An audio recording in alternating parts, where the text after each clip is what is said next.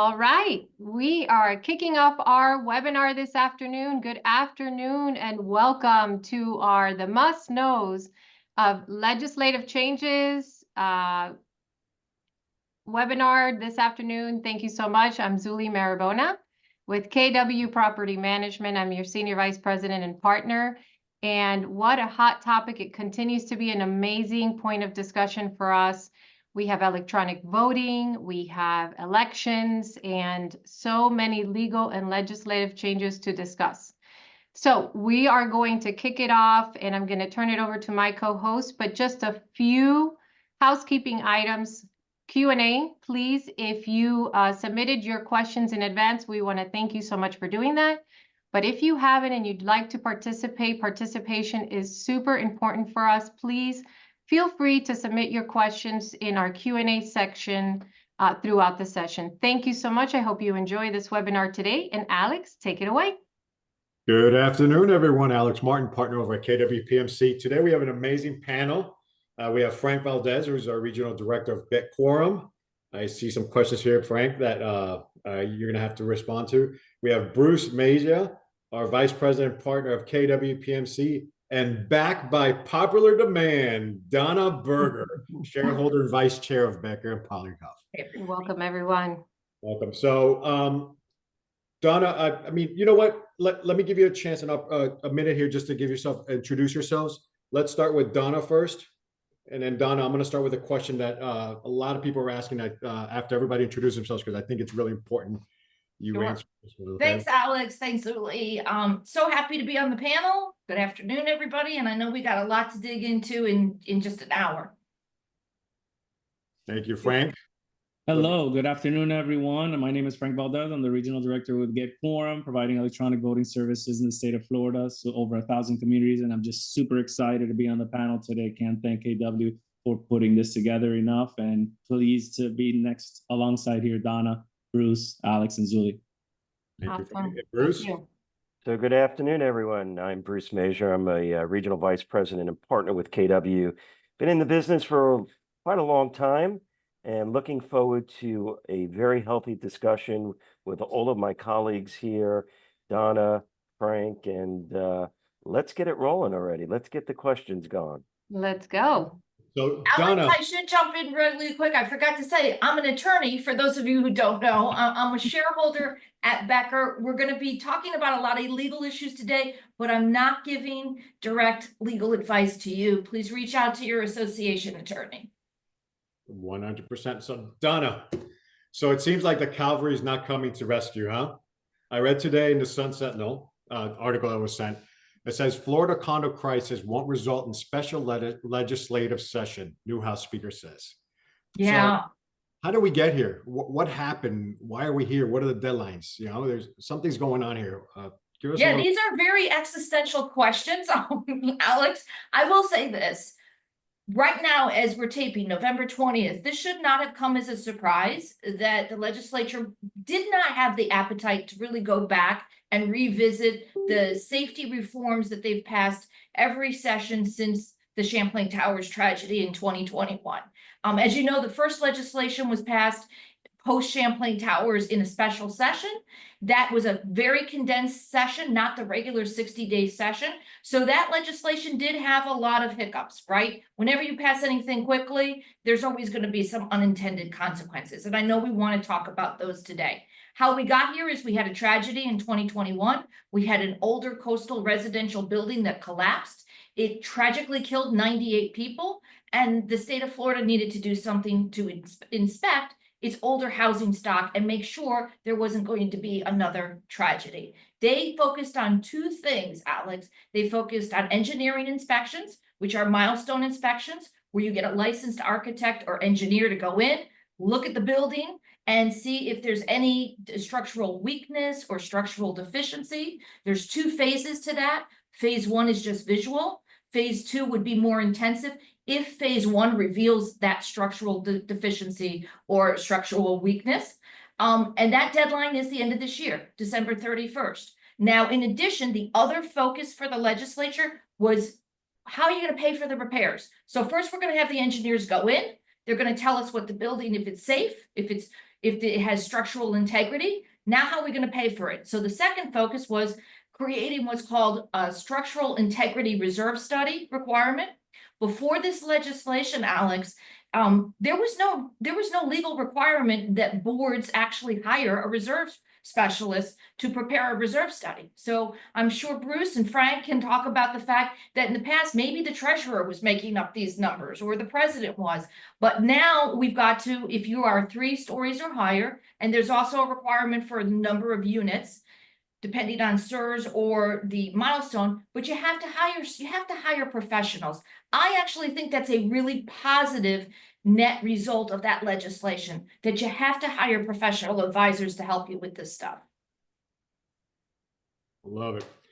Bruce, what are you seeing out there? Are people meeting their deadlines? Are people in a panic right now because they're not going to meet their deadlines? What are you sensing at this moment out in the field? What I know is Donna's phone is ringing all the time. We do know because that. Yes. what's ending up happening is that, there's been so much education about this. There's been so much conversation about these topics that everyone, there are people out there that have done a great job, that really put themselves into position, one, to be able to meet the specifications that have been laid out, two, the biggest factor right now is money, Alex. I mean, I will let you know is money. Everyone is thinking how unaffordable it is to live in condominiums. HOAs are very different in, their requirements and so forth. But that's what we're hearing. And that's the bad rap that condominiums are getting today, especially the older buildings, the ones that are really feeling the pain, that have to do the study, and not only just the study, but now have to do the work, from that end. So there is scramble, and people are still trying to understand everything. That's what we've got, good professionals, like Donna said, good professional management companies, good professional reserve study specialists, engineers are out there. And that's the most important. I want to reiterate what Donna said. If you align yourself with a good professionals as a good team, you're going to be in good shape. Said Bruce. Yeah, I agree, Bruce.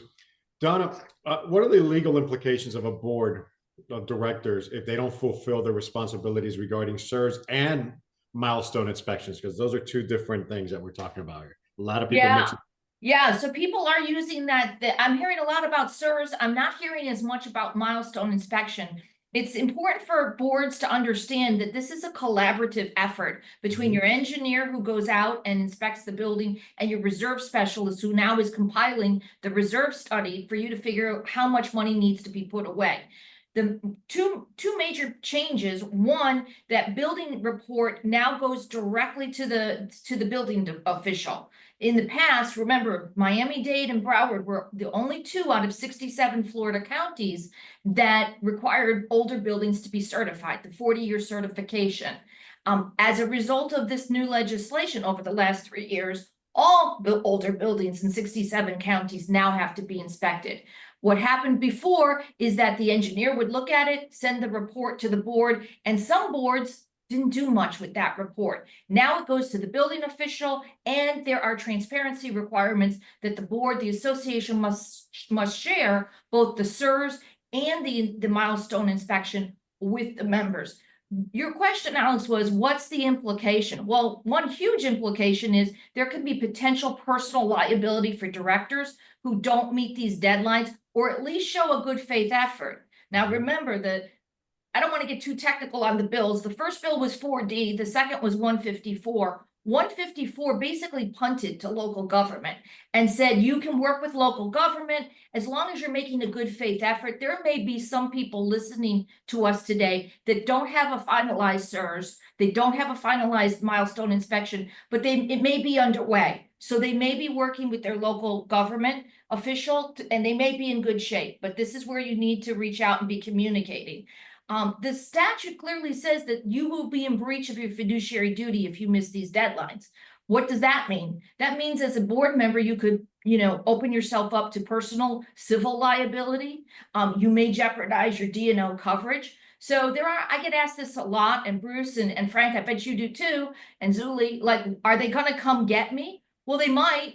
The reality is the last session ended and the division received, I think it was $6 million. They added 65 new staff members. And don't forget, remember that requirement last year? It was last year or 2 years ago, where buildings that were 3 stories or higher had to register with the state? Do you Yes. remember that requirement? Absolutely. Presumably they're doing something with that information. You know, they've got a list and they're checking it twice. So they do kind of have a handle on this. I don't think anybody can think nothing's going to happen if you miss important deadlines. And again, we're talking about building safety here. So this is something, regardless of cost, Alex, this is something that you have an obligation to do. Agree. Speaking of three stories or higher, Barry had a question here. In your opinion, will SERS be expanded to all HOAs and condominiums for condominiums with less than 3 stories, or are there any legal issues that you're concerned about? If that's a question for me, well, here's the situation. They're tracking the definition of 3 stories with the Florida Building Code. I'm not an engineer. I think that's a question better suited to an engineer. Obviously, the higher you build, the more concerned about structural integrity. So I really don't know where they're going to go with that, to be truthful with you. But if we can kind of compare that to the sprinkler retrofitting, remember the sprinkler retrofitting?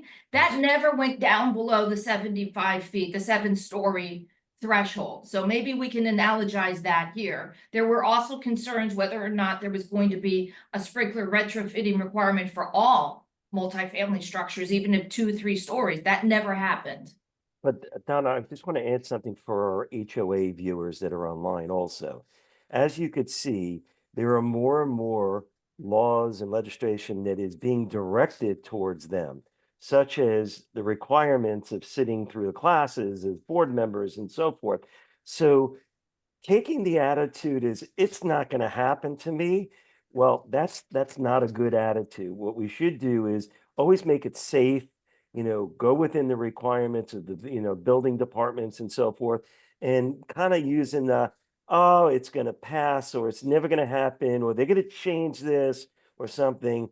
You've really got to just be on your game today and just being prepared so it doesn't hit you down the road. It's a great point, Bruce. And as we saw the last legislative session, the focus for homeowners associations, because a lot of them are comprised of single family homes or detached townhomes, or even semi-attached or attached townhomes. It was a little bit different. But to your point, it was all about transparency. It was about sound governance, sound operations, fiscal responsibility. So you're absolutely right. The legislature, they're not going to spare anybody. They want to make sure that associations are safe and that they're being run properly, that volunteer board members understand what it means to be a fiduciary. Alex, thank you, Donna. Alex, do we have any other questions that are milestone or surge related? If not, I'd like to segue into more of a global topic around condos and some highlights, because I think we have some questions here that are coming in more on the global condo, segueing into even elections. Take it away, Zuli. All right. So, Donna, I think maybe even giving a highlight on some of the legislative changes that have come about this year that impact more of the global condos on websites, or maybe even for board of directors, if you could sort of highlight those.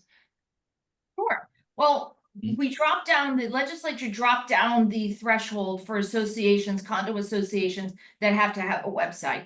It previously was 100, if an association was operating 150 or more units, they needed to have a website. That has now been changed to 25 or more units, now have to have a website. Most associations, and I'm sure Bruce can speak to this, that have professional management, they have websites in place or web pages in place. So they already have this. I think for those that don't, it's going to be important to make sure that they're following the statutory requirements as to all of the different documentation that needs to be uploaded to that. I do want to take a moment, Zuli, to talk about document inspections. This is something that comes up all the time. And this is something that applies to condos and HOAs and cooperatives, all types of shared ownership communities. My strong recommendation is get out of the document inspection process altogether if you can by digitizing and uploading your documents. This way you don't have to deal with the new condo checklist, which has come out, which says you have to, fill everything out. It's all going to be uploaded. And the new changes to the statute also say you can direct somebody to the website and to a digital inspection if you have everything there. So work with your management team, work with your, IT professional or whoever's providing that website. But really, I think extricating yourself from that process is the way to go.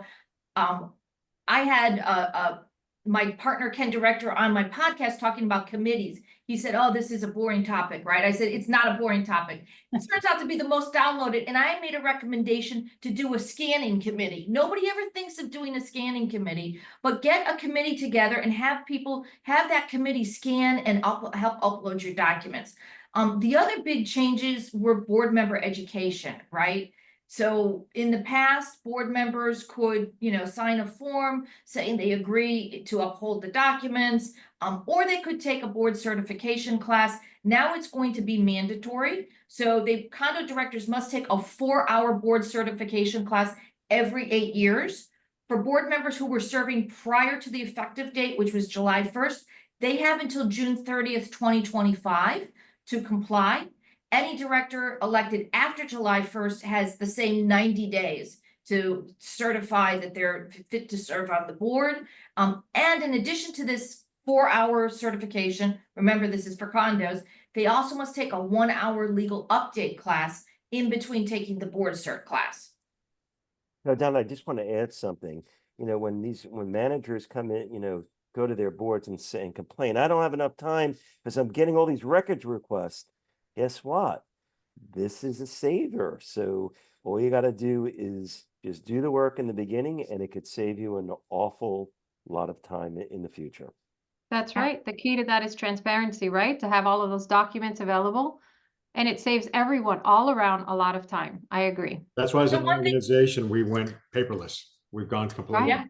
It's just Cool. easy to locate now with AI and your search. You find whatever documents you need at the same time, get it together. It only takes 10 seconds to get it all together and send it over. You don't spend all this time going through files and paperwork anymore. Well, remember, the legislature really focused heavily on this issue, on, owners who complained to their legislators and said, "I can't get access to my documents," right? So they focused heavily, even to the extent of imposing possible criminal penalties and saying that if you fail to produce records twice in a 12-month period, that could create a rebuttable presumption that you have willfully failed to conduct the inspection process. One of the things we're trying to do is we're trying to get the legislature to suspend the 10-day business period to open up the records when you're in the midst of a casualty, recovering from a windstorm, a hurricane, another casualty event. It just makes sense, right? You've got your manager, let's say you've got your management team, and they're in the middle of getting all the units dried out. We actually saw this on the west coast of Florida, and the person who liked to make inspection requests was hammering them with inspection requests while the first floor units were all flooded out. So, I would urge everybody listening and everybody in our communities, I know we've got a lot of communities in common, Becker and KW, really reach out to legislators. Let them know what this really is like, when you're in the trenches. Great point. I agree. Yeah, I agree. Bruce, what is, and I'm going to get to you now, Frank, because this has to do with you too. What is the manager's role in the annual meeting process and election? How do we go about doing that? Well, I think it's important that a manager or the association is listening to the person that's going to conduct the election. That's number one. So if it's your attorney, an ombudsman, an election monitor, whatever and whoever that is, I highly recommend that you have a professional other than your manager running your election, especially the way the laws are today, and especially how contentious things are amongst the communities and just the level of, certain elections that are going on. That list will come from that person running it. So that person will get the manager prepared for that election, such as, having the right voting certificates, making sure that, the box is correct, the roster. There's a whole litany of a list that is given to the manager to make sure that the manager is prepared. I highly recommend that you don't do it if there are some professionals on the line. You don't do it at the last minute. You want to get yourself prepared for this. You don't want to say, oh, I'm going to wake up and do this tomorrow. You want to probably take the, if you've got a couple of weeks before your election, start getting, everything in a row, all your ducks in a row. So by the time it comes, you have everything there. There's a host of other things, Alex. I don't want to, go ahead and just, go over other things.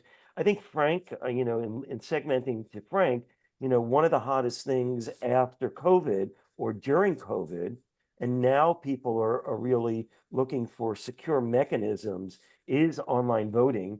And I'm sure Franco is going to talk a little bit more about online voting and how that could affect us in both the positive and the negative too, from that end. Sure. Definitely. Thank you for that, Bruce. And look, for those folks on the call today, thank you for joining us.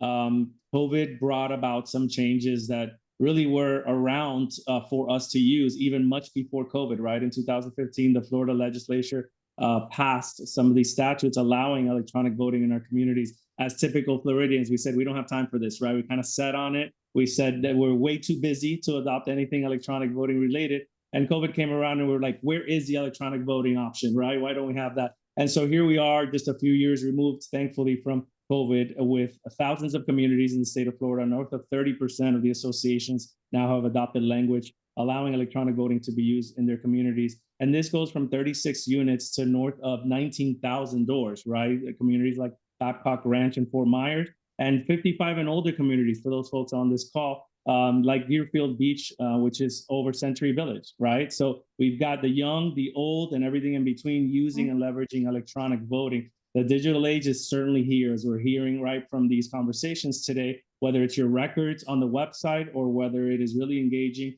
your membership to make sure that they vote for an amendment, right, that has been perhaps pending for 10 years. I've heard in some of these situations, certainly there's a massive appetite for that participation, and it comes by way of electronic voting. Just to spit out kind of another, fun fact here, on average, year one, right, across north of 3,000 communities that we service nationwide. So across North America, north of 3,000 communities, and Florida, 1,000, we've got a 70% opt-in rate, right? And that includes the 55 and better communities in year one. That's a huge, for us, a huge data point, because it told us year one, 70% of the owners opt into electronic voting. They're ready for it, right? Yes, you're going to have some owners that still don't have an email address out there. Hard to believe, but certainly exists, right? And that's okay. The legislature made it easy and said those owners can still remain on paper-based notices, right? Paper-based voting. But north of 70% year one and north of 80% year two are using electronic voting in these communities. It's going to certainly lessen the burden, especially in these larger communities out there. And look,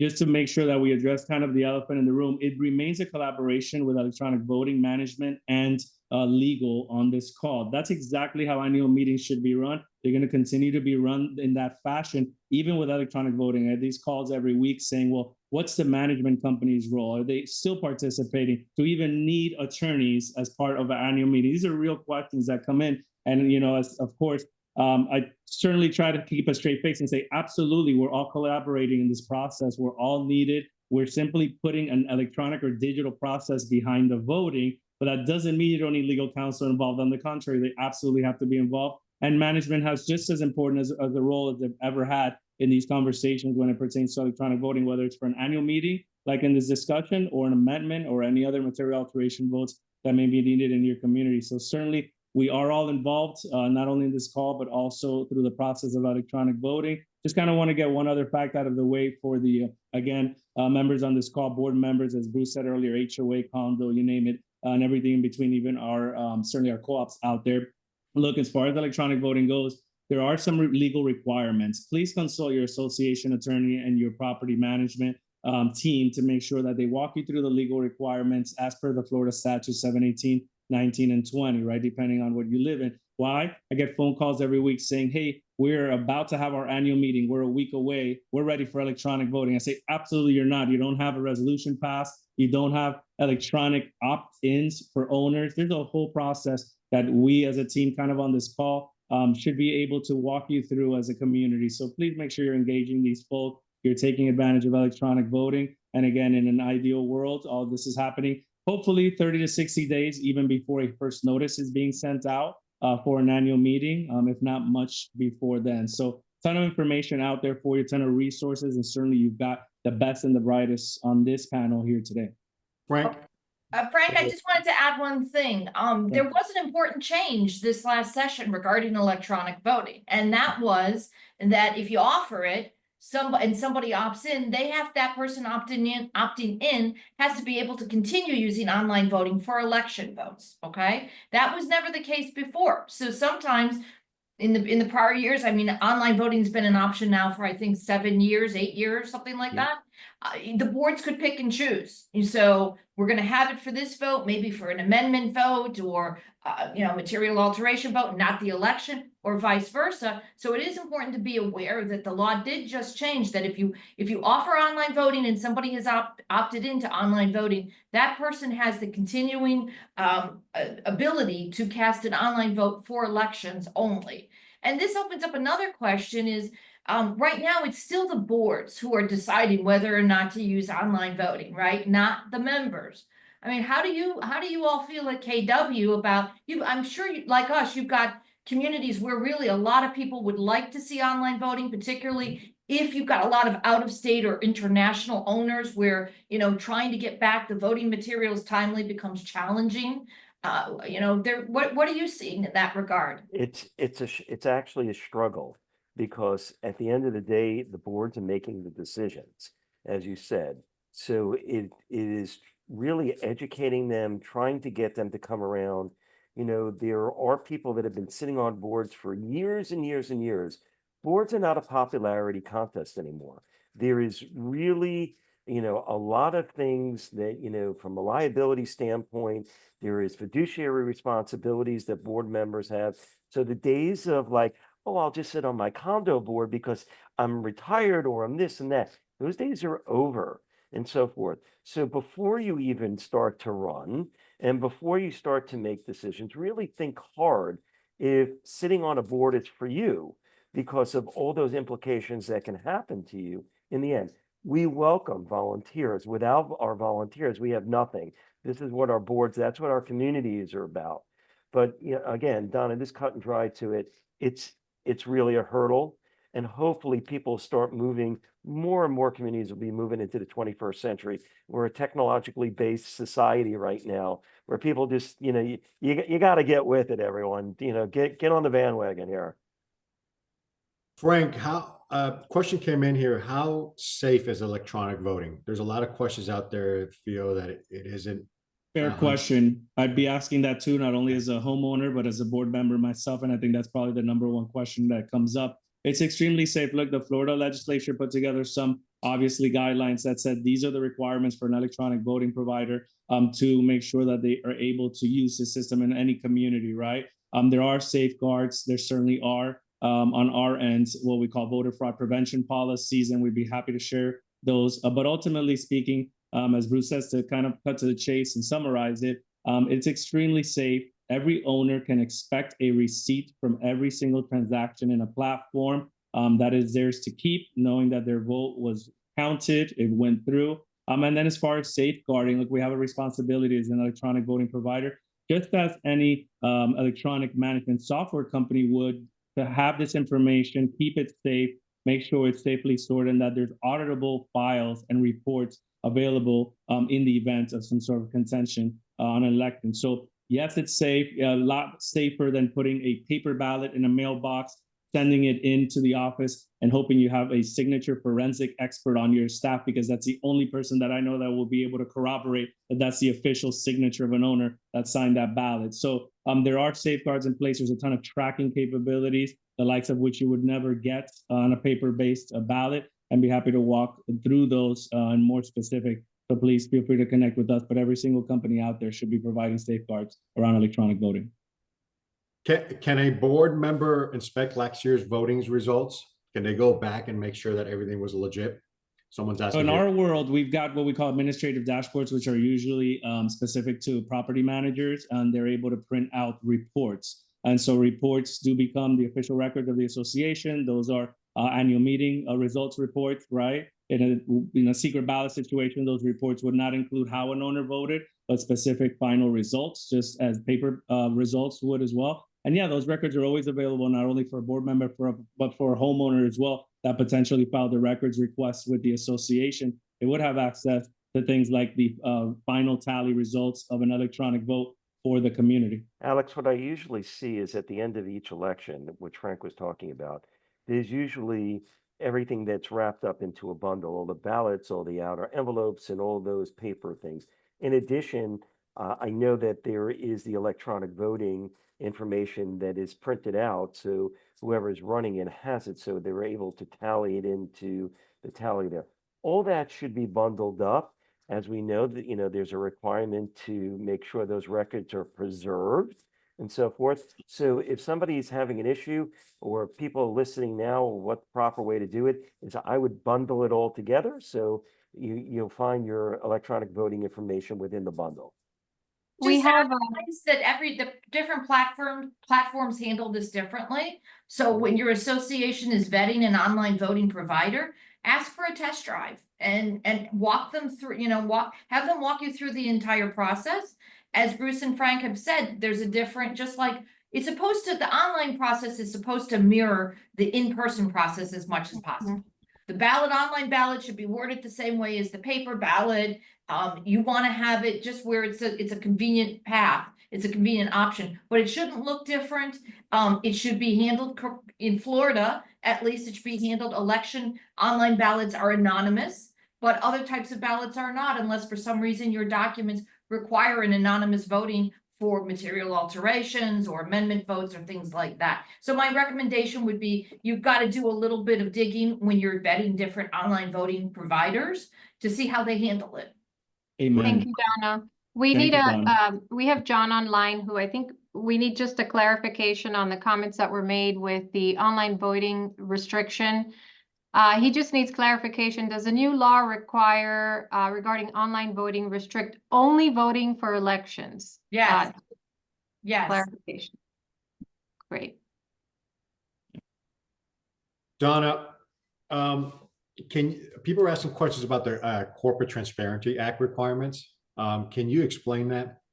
Sure. So the known affectionately as CTA, Corporate Transparency Act, it was designed, it's a federal law. It was designed to ferret out money laundering in smaller to mid-sized businesses. And basically it requires beneficial owners of those businesses to report their personal information to FinCEN. That's a federal agency. Unfortunately, they've not exempted out people serving on private residential community association boards. I don't know that I've ever heard of money laundering in a community association, but nevertheless, all of our volunteer directors are impacted by this unless they have budgets over 5 million and 20 or more employees, which most of them don't. But there could be some very large communities where they are larger and they will not have to register with under the CTA. So speak to legal counsel if you're not sure whether or not you're impacted. But if you have a budget of less than 5 million and fewer than 20 employees, you're going to have to register. The deadline is January 1st.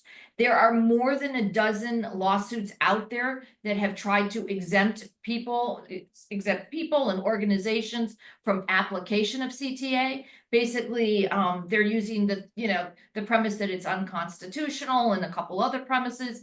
Some of these lawsuits have been successful, but they've only exempted out the parties. There's only been a stay with regard to those particular plaintiffs.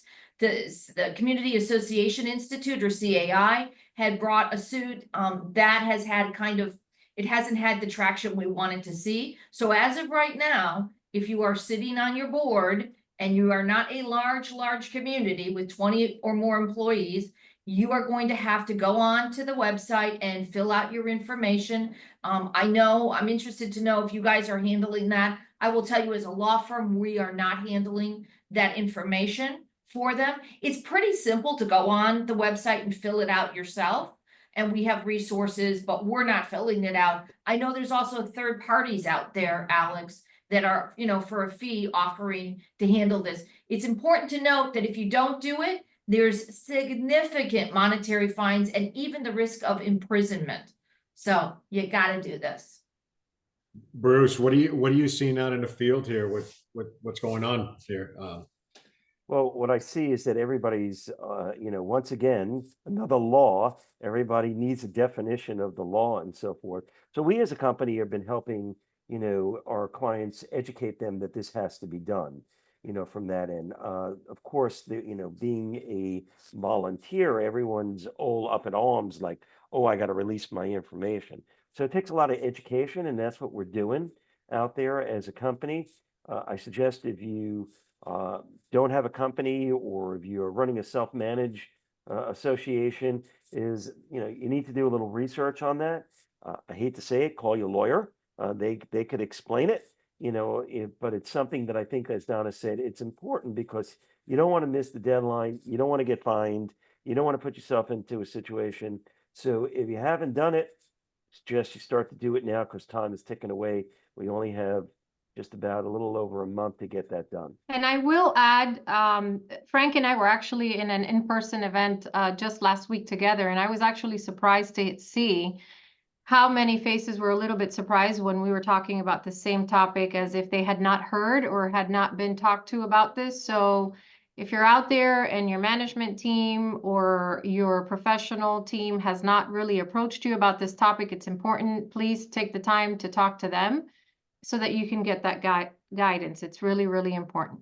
And Zuli, every time a new member joins the board, that new member has to register under the CTA. So one of the recommendations I'm making is, we're in election season. What happens right after the election? The new board meets within 10 days for their organizational meeting. Make sure you put CTA as an agenda item on that organizational meeting, so you can discuss it with the new board members and even the existing board members to make sure that everybody's registered. It's almost like, Donna, Absolutely. that's a great idea, because it's like Sons is also, you've got to register. So it's one more thing to have to register. That's a really excellent idea. Great point. Tim has a question here. If my association has 30 employees, but we work with a company like KW, do we still have complete the CTA, since the employees are not employees of the associations? Get a legal opinion. Get a legal opinion. So, that's something where it depends. Is the association treated under the management agreement as a joint employer? You don't know. You'd have to look at that. And, if not, if they're not your employees, if they're not direct employees, chances are it doesn't matter that you're using a management team that has their employees. So I would say absolutely get a legal opinion on that. It's going to probably require looking at either the leasing contract, if you're leasing those employees, or the management agreement if they are the management company's employees. But given the significant penalties, if you miss the deadline and you don't comply, you'll want an opinion. Can I just add to that, Donna? For those folks on the call, especially my fellow board members out there that hear legal opinion and think, oh no, that's going to cost too much. I promise you it will cost a lot more to make a mistake for your community than the legal opinion is going to cost you. So as a board member myself that does exactly what Donna's saying, says, let's get a legal opinion on this, whatever that matter is, because guess what? It might save us a ton of money on the back end from the ramifications. Please go out and seek a legal opinion. It's a great point, Frank, and not every legal opinion needs to be a 5-page essay. It could be, send me the agreement, I'll look at it and send you back an email with an opinion. So that's something you should also discuss with counsel. But yeah, what's the old pay me now or pay me later situation? Pay me a lot more later. Yeah. We like to add interest. Typically a lot more later. Usually is. Frank, a question came in for you. How does the association establish quorum for virtual meetings and online voting? Yeah, definitely. So look, quorum basis is always going to go back to your association documents, right? You've got to go back to those bylaws and make sure that you have your quorum requirements for whatever specific meeting you're referring to. As far as a quorum for establishment of electronic voting, you don't really need a quorum for establishment of electronic voting. The board has to vote on electronic voting being adopted into your community. So kind of the on switch, we call it. And then the members, right, or the owners get an opportunity to opt in or consent to electronic voting, or not consent and stay opted out in the prehistoric times in paper-based voting and paper-based options. So as far as the process of electronic voting itself and establishing quorum to maybe get electronic voting on board. There's no such process. The board just has to really have a vote between themselves, and it's got to be a majority vote to again pass the resolution to allow electronic voting to be used. And then certainly the association owners get an opportunity to opt in or not. As far as quorum requirements beyond that, right?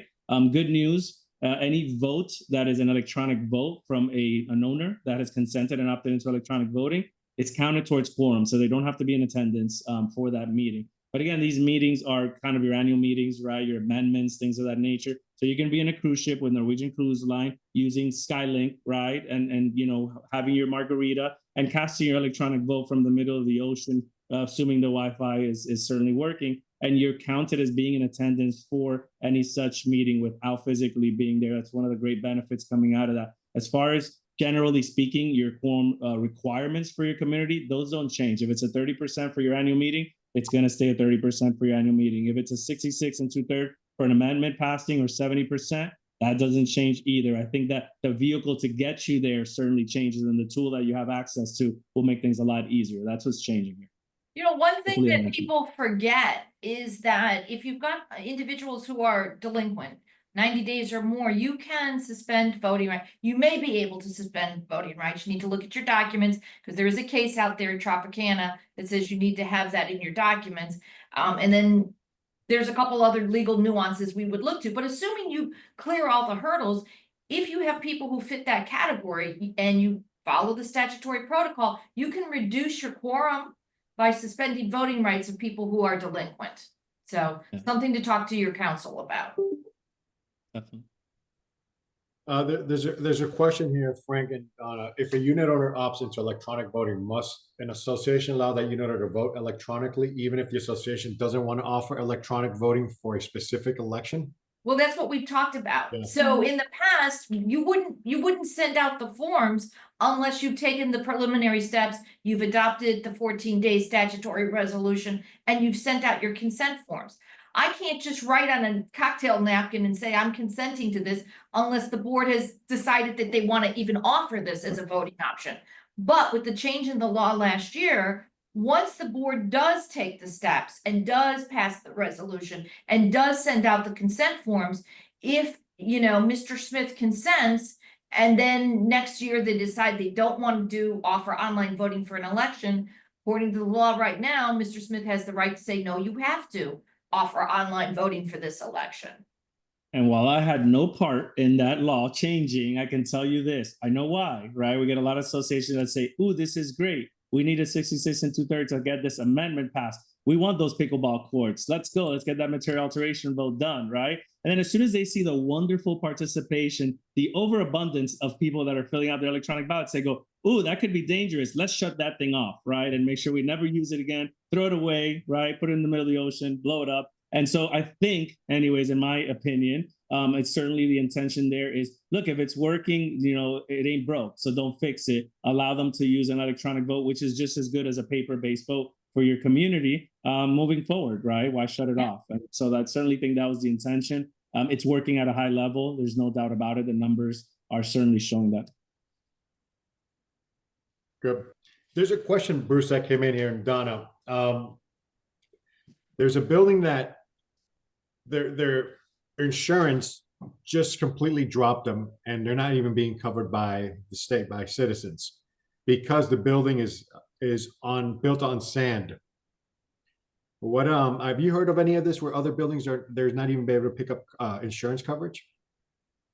So I'll let you go first, and then I'll cover the legal aspects of this. I haven't heard that. And, you know, what's interesting is, first of all, you have to qualify for citizens. There's certain qualifications and so forth. My suggestion is that, again, putting yourself and aligning yourself with a professional, whoever their insurance broker is that you should be consulting with them. If you're feeling like your insurance agent or your insurance broker is not really servicing you, then I would definitely seek some different, you know, types of companies that are out there. There's some very, very good agents that are there that know the laws, that know the marketplace. They should be able to get some policies, and this is very strange. I've never heard that before, Alex. So I will say this, there's the statute, if we're talking about condominiums, because the HOA statute doesn't address this. The condo statute says that the association must use best efforts, right? Has to be insurance that's available in the marketplace. But you also have to look to your governing documents, because a lot of times we'll look at that and the governing documents will really box in a board in terms of the type of insurance that they must obtain, right? So if you've got old documents, you haven't looked at them in years, or you haven't been able to update them, you should start looking at your insurance requirements under those documents. Sometimes some of the things and some of the coverages and in the amounts that they're requiring under the governing documents are really not available in this marketplace right now in Florida. So that would be one thing. I am hearing, Alex, I'm not hearing about buildings built on sand. I assume that there's pilings and it's actually sitting on pilings. But we know that Citizens is looking to shed a lot of policies. We know that they're getting really picky. We know that they're going out there and looking at the milestone inspection reports, that they're looking at your SIRS, that they're looking at the age of your roof, even if it's still watertight. So again, I think updating your documents and working with council on creating a more reasonable framework for the coverage you are required to obtain is a great starting point. And I will tell you what I am hearing is, particularly in smaller communities, I've had some, let's say 50 units or less, I've had a board come to me numerous times over the last 2 years as we saw premiums do what? Skyrocket. We want to self-insure. Everybody agrees. All 36 people agree that we don't need windstorm. Okay. There's so many problems with that. Number one, the only self-insurance under the statute is what's called a SIF, which is a self-insurance fund. It has to be approved by the Office of Insurance Regulation, or OIR, and you need to throw in with 2 other communities, okay? Also, self-insurance does not mean going bare. If you can't afford your premiums, how are you going to be able to afford a total catastrophe when your building collapses? So there's a complete disconnect. And then lastly, trying to even do that would breach a fiduciary duty and probably throw people who have mortgages into default because there'd be no coverage on the building. So that's what I have been hearing a lot of, which is we all agree, why can't we, stop paying these exorbitant premiums? I'm going to once again say, reach out to your legislators because it's a huge voting block. People living in multifamily buildings is a huge voting block. The legislature has tweaked insurance statutes over the last couple of years. There's 2 problems with that. Number one, they implemented more reforms and safeguards for personal policies. Associations' master policies fall within a commercial residential category. So they did not see the same kind of consumer protections that the legislature implemented for personal policy holders. And then the other problem that quite frankly has been going on for ages is that they focused on tort reform, which, there needs to be tort reform, but all of our problems are not because lawyers were following bad faith actions. Normally, if you got to that point, is because you were dealing with an insurance company that refused to pay out on a legitimate claim. So that's where I think our legislature needs to be refocused on how associations have to pay these premiums, because it's all of the members that pay for it.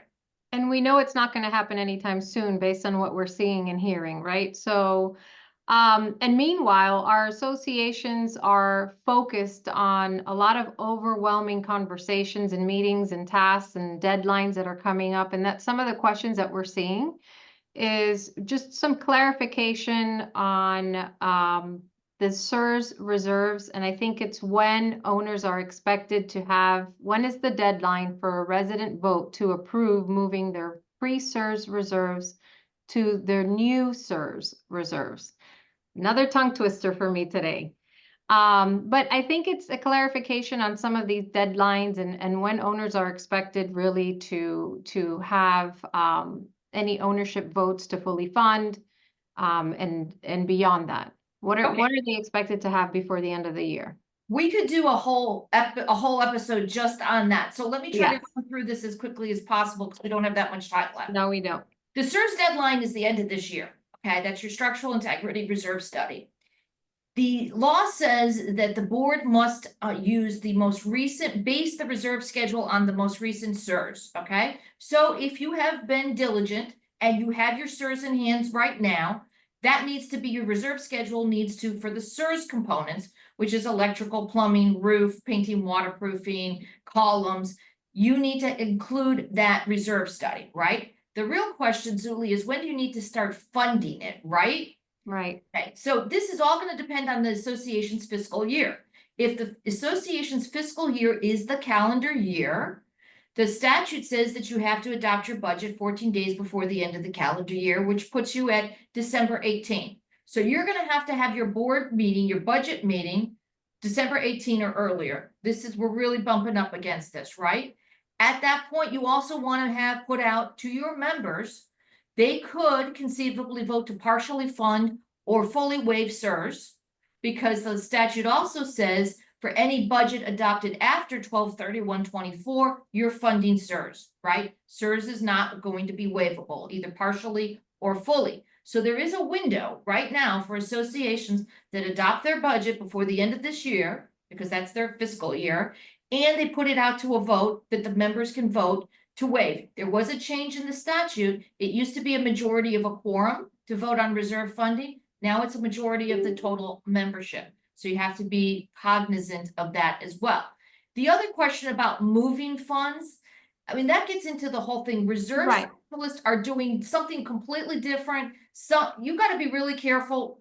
Work with management, work with your reserve company, work with legal. We're finding a lot of issues with these reserve studies. We're finding, just like with insurance appraisals, you need to look those over and make sure they're accurate. We are finding some inaccuracies in these reserve schedules, particularly with SERS. We're finding overlap. We're finding reserve companies are telling people to move money. They're basing reserve figures on special assessments that have not been passed yet. I like to say reserves by their very nature are meant to be funded by the operating budget. The projects are funded by special assessment. And also, lastly, I'll say the requirement for the SERS is every 10 years, but certainly if you're undertaking major repair and renovation projects, you need to be revisiting your SERS more frequently than that. I think in closing, Donna, and thank you so much, it's really all of these key timelines that we have coming up for mainly condos, but some of these other areas do apply to HOAs, are very, very important. And for all of you that are listening out there, you should really be working with all of the professional partners that are servicing you, your management team, your association council. Come up with a timeline, and lots of communication and transparency to your members is critical during this time, because these are not things that are going to get resolved today or tomorrow. It's going to take a little bit of time.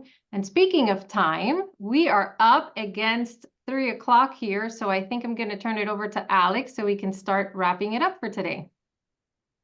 Frank, a question for you, and then give us a wrap up. Where do you see your technology going in the future? How is it going to help associate? Is there anything else where you see where it's evolving? Yeah, definitely. So thank you for that. And again, thank you guys for having me on the panel today. We just see it continuing to be obviously adopted into these communities. Again, 30% today. I quickly think that we're getting to the 50% mark over the next few years. And then eventually, no more than 5 years from now, I think that it's in 90 to 100% of the communities in Florida, whether it's Get Quorum or another electronic voting provider. It's almost crazy to say that rockets are like landing themselves back, right? Back in certainly where they came from, but we're still having discussions about why we should be casting a vote by paper or by an electronic mean and putting it in the mail. So certainly a wide adoption of electronic voting so that communities really can get these items and matters done much more efficiently, right? And have more participation at the end of the day from owners that might not even be in the country. They might be outside of the state of Florida, but still able to participate and cast a vote. Thank you, Frank. Bruce, what are you seeing out there, best practices? What would you recommend here as we close the year with what's going on with SERS and all the different deadlines that we have to meet? So Alex, this is the season.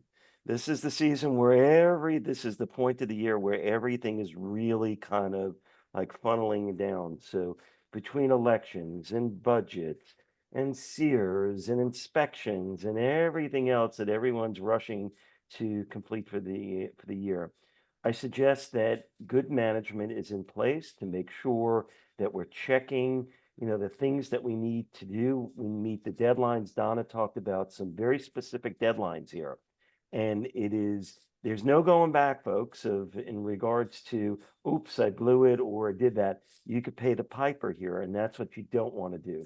So good, strong management, good, strong, what we call administrative skills / scheduling / keeping yourself together is really important for your management of your community to make sure that they have in place.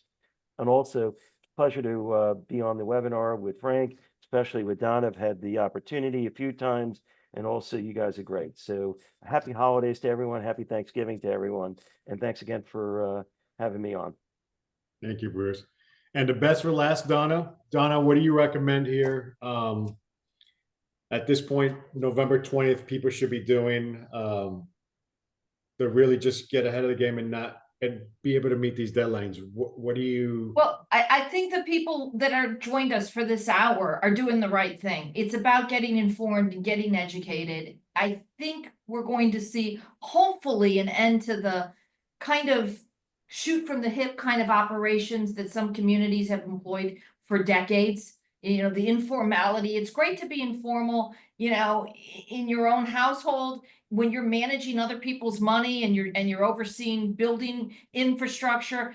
A level of informality like that is not helpful, at least not long term. And we've seen that. And it shouldn't take a tragedy to have people understand that these are real budgets. These are important issues. And going it alone, frankly, I don't know how anybody is right now going it alone without professional management, without experienced engineers, reserve companies, counsel. We're your safety net. We really are. I've had a few people leave boards. I don't think there needs to be a mass exodus from every community association board. I do think that the educational requirements, while they may seem onerous, Alex, they're helpful.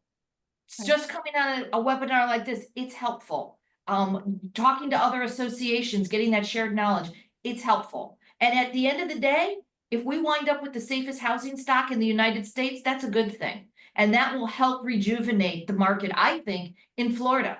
Right now, everybody's talking about the condo crisis. I think we're going to come out on the other side of this with the safest housing stock. And I think people are going to realize that. And I think it's going to increase our market value in Florida. At least that's my hope. And I want to thank everybody at KW. It's been a pleasure being here with you guys. Bruce, Frank, Zuli, Alex. Great. Thank you. Thank you, Donna. you. It was amazing. And on behalf of KW and Zuli and Alex, I want to wish everybody happy holidays. Have a wonderful time. I think we're not gonna be doing a webinar in the month of December. So we'll be back in January. Thank you, everybody, for joining us today, and wish you an amazing Thanksgiving. Thank Bye, you, everyone. everyone. Bye. Thank you. Happy Take care. holiday season. Ciao.